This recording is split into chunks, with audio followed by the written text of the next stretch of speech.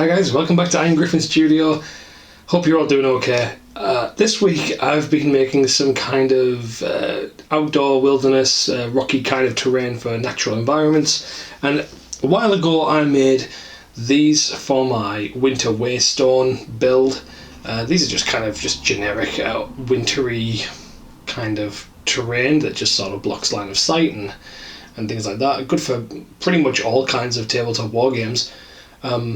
But I used slate on the base to create the Rocky Outcrops, and that's really useful because it's, more or less free, and you can paint it up. It's really good analog for natural bigger rocks and stone. And I added a few things like skulls and trees and snow and things like that, and it looked really cool. I quite like it. Quite heavy. But that's fine, I don't mind that, it's quite durable.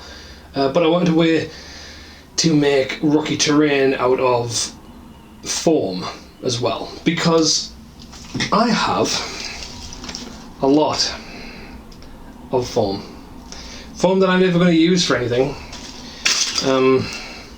Just bits, and if you're a kind of foam modeler person like me, and maybe you've got a Proxon or something, you're going to get lots of these little bits just everywhere.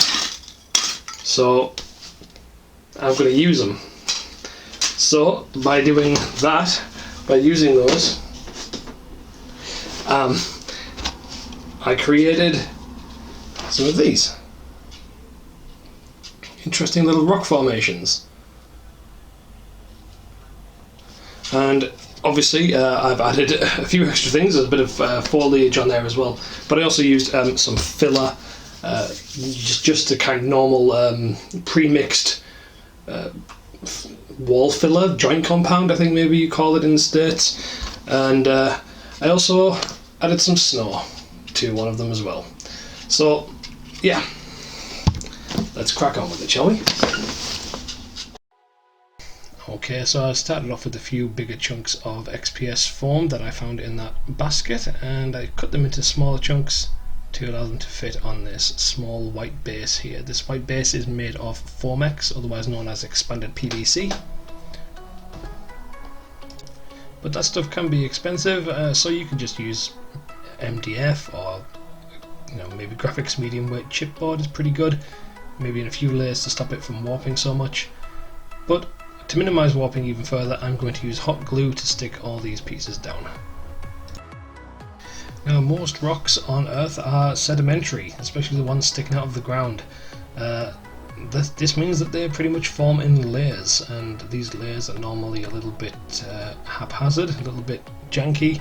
Sometimes they're not even the same rock, and generally they have a very odd and randomised appearance. So I'm stacking these layers in different thicknesses and different shapes with little cuts and delves and little divots in them, so hopefully that would give a nice random appearance to the layers in the rock. It's worth mentioning that this was entirely a learning experience for me. I have no experience making foam rocks or anything. I just kind of made this up as I went along, as long as I was able to use the offcuts of XPS foam, and hopefully make some really cool looking terrain in the process. And you can see for yourself just how quick it is to stick all these pieces together and get the general bulk of the shape. Looking good so far. So for this particular rock I'm going to use Sculptamold. This is kind of like a fibrous, fluffy sculpting medium, and I'm not particularly good with this at the moment. I need maybe some more practice with it, and I decided just to kind of paste it all around the formation to give it a little bit of rigidity and structure. Then I decided to make another rock in pretty much the exact same way. I used some smaller pieces though to give a little bit more variation to the dimensions, and I used a few pieces with cuts in them, and hopefully this would create a few overhangs. I did, however, make this rock incredibly square, but you know what, rocks come in all shapes and sizes, and often you do get, especially in things like limestone, lots of very square chunks that have fallen out of the rock, but it wasn't really a problem in the end. But here I am using some joint compound or wall filler, so like a ready mixed plaster, and I'm just going to smear this on. This was an alternative to the sculptor mold if you don't have that already. This is pretty cheap stuff to buy in a normal DIY store, and it does seem to do a pretty good job. In fact, I think I prefer this method over the sculptor mold, but that might just be because I'm not very good with sculptor mold just yet, so we shall have to see.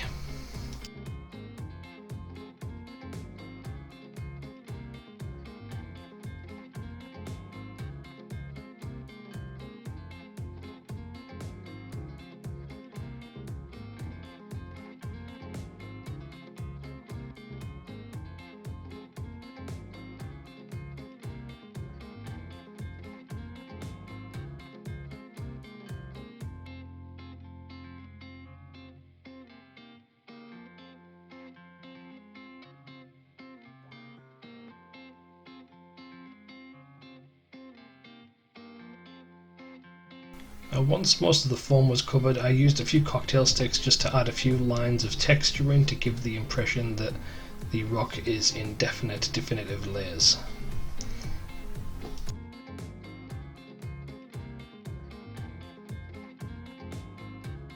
I began work on the third rock, which I think is actually my favourite one. It was a mixture of the different methods. I used a much more natural shape for this one, and obviously the cocktail sticks to add texture to the layers. And I've made sure that there's a lot of cracks visible along the top and along the sides, kind of vertical cracks that would go down through the rocks, fault lines if you like, through the different layers.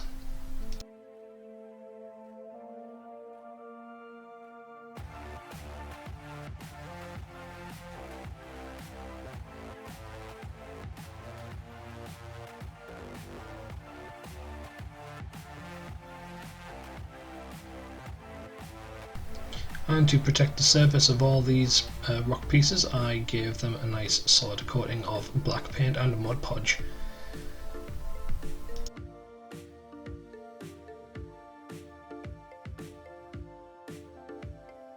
Now these three rocks from here on out are going to get the exact same kind of paint job and foliage work and things like that. So I'm going to show you it on just one of the rocks, otherwise I risk bombarding you with the same footage over and over again. So I'm just adding a little bit of PVA here to the base and a little bit to the top, and some of the ledges and things where maybe dirt and debris might collect. And then I'm going to apply a layer of sand to those areas.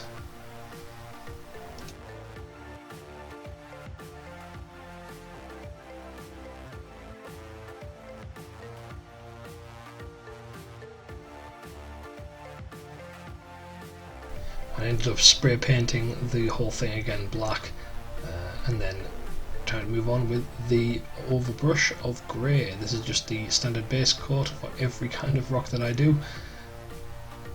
Nice medium grey over the whole thing, pretty heavy. It's kind of like a heavy dry brush, and you do want to get it in some of the cracks a little bit.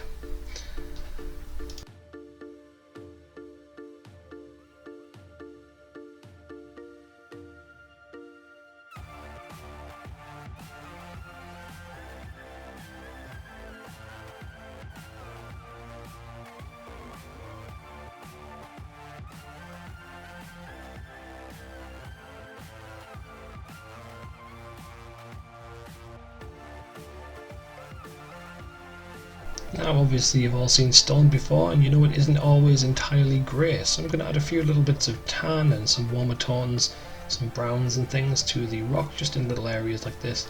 Just dab it on it with a pretty big brush, and quite lightly as well.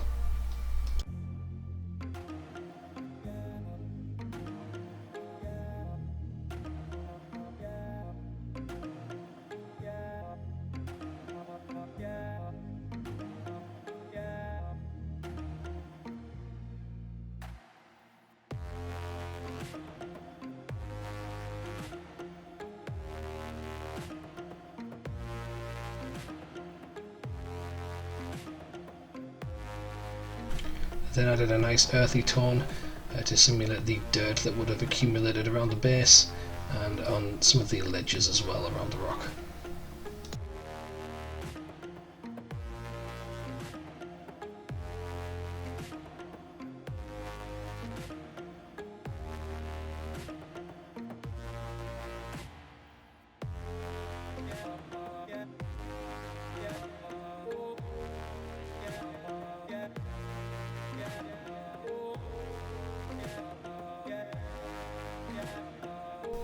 Now moving on to the washing stage, so I'm using a black-brown wash here. I'm going to do this after all of the paint in previous steps is completely dry. I'm giving the same paint job to all 3 rocks, including the wash, and all of the browns that I put on there as well. And you can really see now how the rocks are starting to look a little bit different. The sculptor mold one that I'm using right now, I'm not particularly pleased with it. It's a little bit too rounded, but I think it could work for certain kinds of rock, maybe things like granite, or maybe heavily weathered rocks, maybe from a desert or something. But for the kind of European climate that I tend to go for most of my terrain, I think this rock here is probably going to be the best one that stands out the most.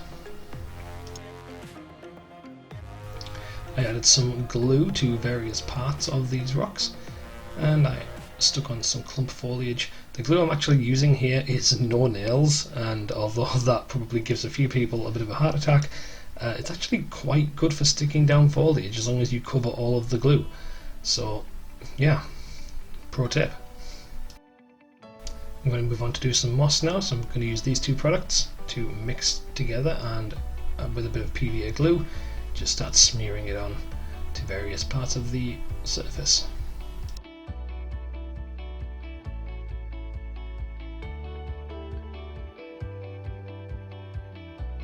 And once that was dry, I started to add a few different colours of flock. These are kind of yellows and greens, things that kind of look a little bit less lush than you would think. And there we have it, 3 kind of chunky rocks.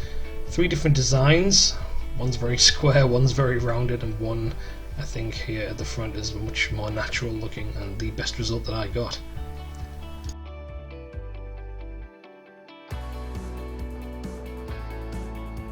But then I decided maybe I could do better. So taking all of that experience from the first batch, I moved on to make some more. I used a lot of smaller pieces to make up these rocks, and I kind of snapped them into various shapes. I didn't really cut them, and I got much better definition, I think, in a lot of the overhangs and in the layers and in the little gaps in the rock and things.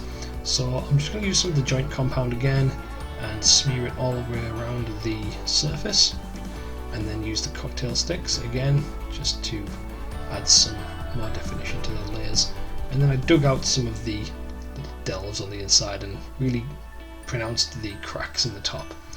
I got some of these trees on eBay a while ago, and they were kind of, well, they look better on the picture, and all this white stuff kind of comes off a little bit. So I wanted to see if I could rescue them. I thought maybe I could pull all this white stuff off, but instead I decided to just spray paint it. So I spray painted the whole thing kind of a dead brown colour. Now I took a Pringles tin full of water and PVA glue mix, dunked the whole tree in it, drained the whole tree, and then stuck that in the tub of flock and really kind of just worked it in. And this recoated the tree in a much better colour, and it looked much more natural.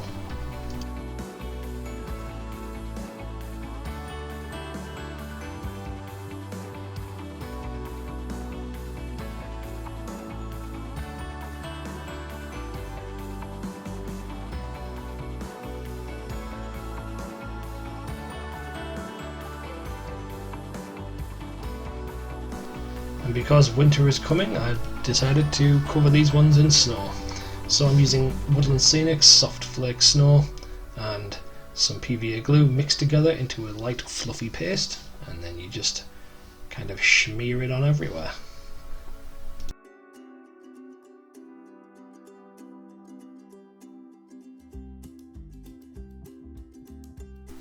So these rocks got the exact same paint job as the previous ones I did that don't have snow on them, and same foliage, same grass, same everything.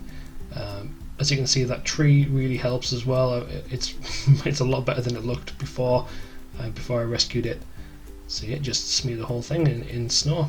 And here I decided to add some icicles for the wintry theme, so I used a bit of UV resin, spread it out on some baking parchment, and cued it with the light. And with a lot of snow all over it, it's time to add these icicles. I didn't cover the entire thing with snow. I still wanted the rock and the foliage and the kind of the grass to show through a little bit. Otherwise it's kind of pointless. You never see any of it, and all that detail would be lost, and all that hard work and effort that you've put into it would be for nothing. So I'm just going to add a little bit of UV resin to some parts of this rock, and then use the UV resin to actually stick the icicles to the rock as well. Unfortunately, it was very difficult to film this bit because you need to have the rock on a level surface while you add the icicles so that they hang nice and straight.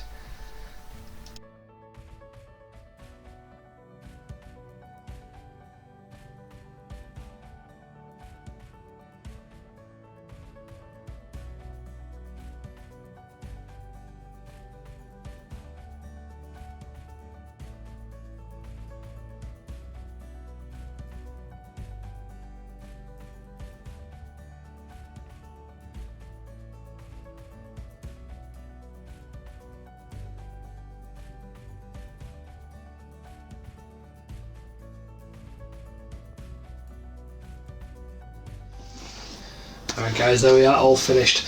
I'm really quite happy with the way they turned out. I'm going to use quite a lot of wilderness terrain in my battles, so yeah, I mean, these things are going to go pretty far for me. I decided to include the wintry, snowy terrain there because it's getting to that time of year, you know, winter is coming, and I figured I might as well include that and give you guys a sneak peek of how I do all my snow terrain and snow bases and things like that. I do have an Instagram set up. If you'd like to follow me on there, feel free to do that. I will post pictures from around the studio and any new builds and things like that that I make. And I'm also on Patreon. If you'd like to follow me on Patreon or pledge your support for the channel, it's only $1 and I can put that money towards materials. I have a big stack of foam up there recently that I just bought, and yeah, I can buy all these extra supplies that I might need to hopefully create cool new videos for you guys. All that money goes right back into the channel. I'd also like to say a huge thank you to my patrons. You guys are the best kind of people, and I really appreciate every single one of you. So thank you very much to those guys, and hopefully any more of you that join up, I'll be adding your name to the list as well. So thank you very much for this one. That's all for now. I'll see you again next time, and happy crafting.